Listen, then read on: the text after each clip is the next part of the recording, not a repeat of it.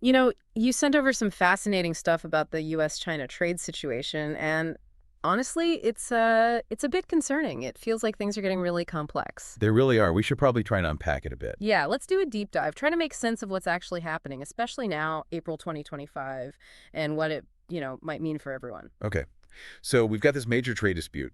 Tariffs flying back and forth, sure, but also this really interesting angle involving um, rare earth elements. Right. It sort of kicked off with President Trump's big 145% tariff on Chinese imports. That felt like a huge move right away. It was definitely aggressive, and China, well, they responded instantly. April 4th, 2025, boom, 125% tariffs on all U.S. goods. And then the US doubled down, didn't they? Pushing tariffs up eventually to, what was it, A 245%. peak of 245%, yes, but here's the really intriguing part.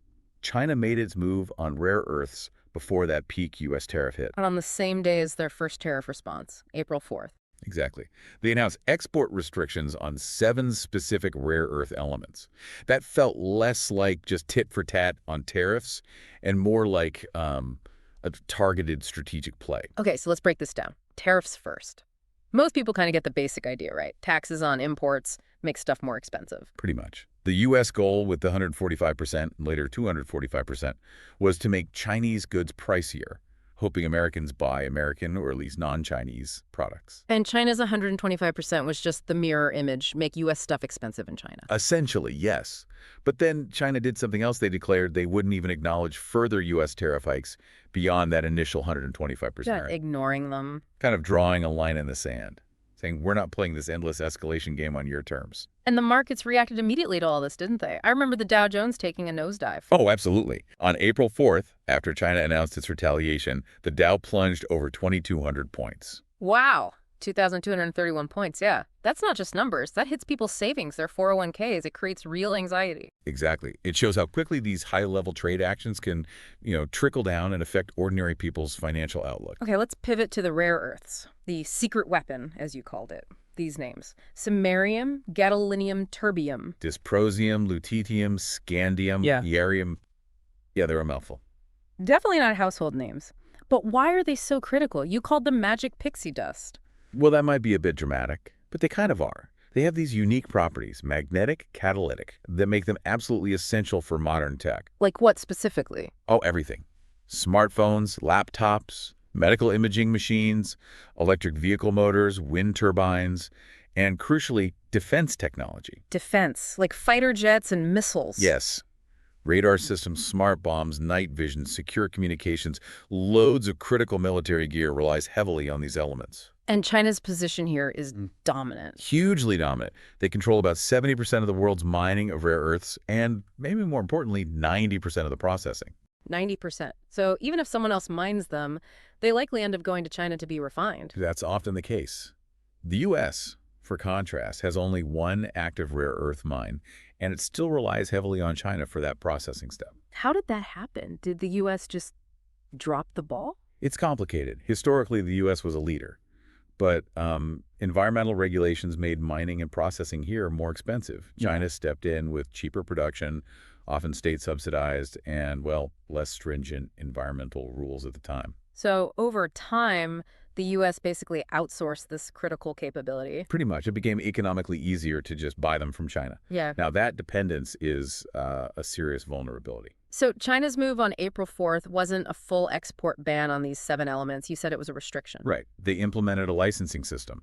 It's smarter, in a way. How so? A full ban is, a declaration of economic war. It forces everyone to scramble frantically for alternatives. Yeah. A licensing system gives Beijing control. They get to decide who gets the materials, how much, when. It's leverage without completely shutting off the tap. So they can prioritize domestic companies or friendly nations and potentially starve rivals like the U.S. Potentially, yes. Or at least make it very difficult and uncertain for U.S. companies, especially in defense and aerospace like Boeing, to get reliable supplies. Could this actually stall production lines here for EVs, drones, military hardware? It's a very real risk. If you can't get the essential ingredients, you can't make the final product. The ripple effects could be significant across many high-tech sectors. And China has flexed this muscle before, hasn't it? This isn't entirely new. No, it's not. Back in 2010, they temporarily halted exports to Japan during a territorial dispute. Prices for rare earths went through the roof. Okay. And just last year, December 2024, they put export controls on gallium and germanium, crucial for semiconductors, explicitly in response to U.S. chip sanctions. So there's a clear pattern of using material dominance as a strategic tool. Absolutely. This latest move with the 7 REEs fits right into that established playbook. So facing these tariffs and the REE restrictions, what's the U.S. doing? I recall President Trump invoking the Defense Production Act. Yes, that was back on March 20th, 2025. The executive order aimed to boost domestic production of critical minerals, trying to create a whole mine-to-magnet supply chain in the U.S. by 2027. Mine to magnet. Sounds comprehensive, but is it realistic? Well, that's the billion-dollar question, maybe literally. Building mines, processing plants, magnet factories.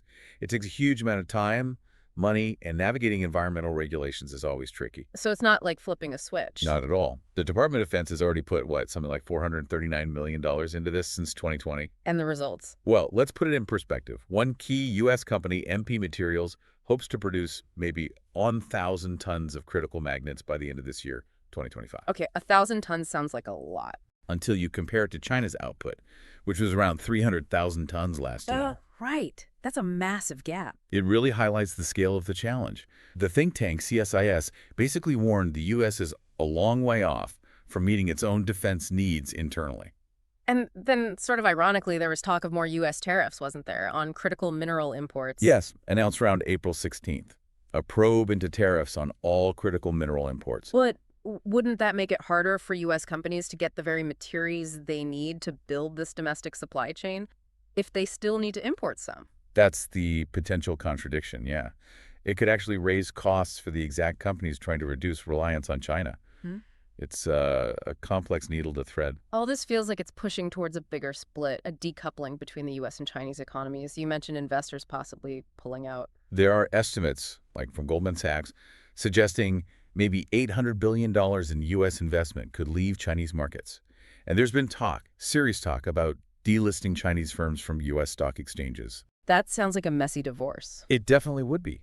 Severing those deep financial ties would have huge, unpredictable consequences for global markets. But even with all this friction, they're still incredibly tangled up economically, aren't they? Oh, completely. It's a paradox. China needs the U.S. market something like 30% of their exports end up here, directly or indirectly. And the U.S. needs China not just for rare earths, but for, well, countless everyday things. Plastic hoses, tubes, pipes, tons of manufactured goods. Exactly. You can't just turn off that tap overnight without causing massive disruption and pain on both sides. So why push things so far? What's the underlying motivation for the U.S. in all this? Well, the stated goals are bringing manufacturing back, creating American jobs, addressing trade practices seen as unfair, and maybe a political promise that tariffs will somehow generate revenue and restore economic dominance. And China's perspective, why are they willing to restrict REEs and potentially damage their own exports? China tends to play the long game. They see their massive manufacturing base as a source of enduring strength. They've weathered U.S. sanctions before and kept growing. Plus, they're actively strengthening ties elsewhere, like Xi Jinping's recent tour of Southeast Asia. They seem confident in their resilience. This isn't just a U.S.-China problem, though, is it? This must be causing ripples everywhere. Absolutely. Higher costs, disrupted supply chains that affects consumers and businesses globally. If car parts or electronics components get delayed or more expensive, everyone feels it eventually. Did international bodies comment, like the IMF? Yes, around April 17th, the IMF warned that these escalating trade tensions could force them to lower their global economic growth forecasts. It's a serious concern for the world economy. And the geopolitical angle seems huge, especially with the rare earths. It feels like a direct challenge to U.S. power. It is a power play.